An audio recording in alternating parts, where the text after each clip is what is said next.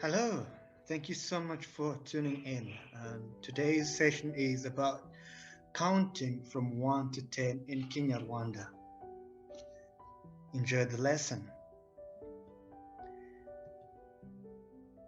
Rimwe, rimwe, rimwe. Kabiri, kabiri, kabiri, kabiri. Gatatu, gatatu, gatatu. Kane, kane, kane, kane. Gatanu, gatanu, gatanu, gatanu. Great. Let's start again. And this time you repeat after me. Rimwe, rimwe. Kabiri, kabiri. Gatatu, gatatu. Kane, kane. Gatanu, gatanu. Great. So let's do 6, 7, 8, 9, and 10. Gatandatu, gatandatu, gatandatu. Karindwi, karindwi, karindwi.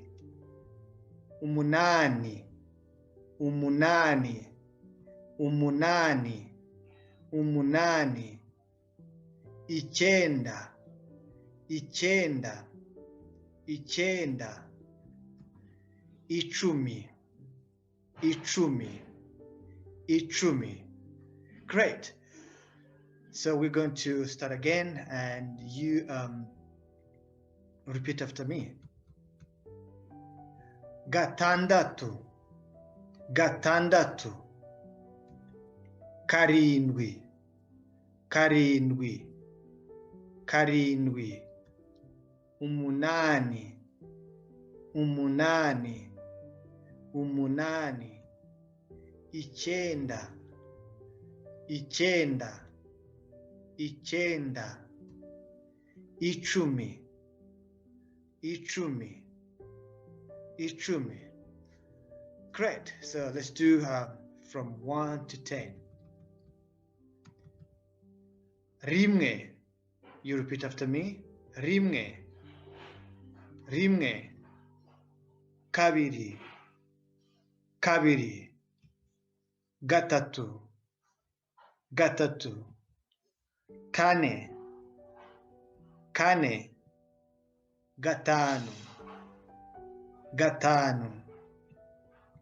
Gatandatu, gatandatu. Karindwi, karindwi. Umunani, umunani. Icyenda, icyenda. Icumi.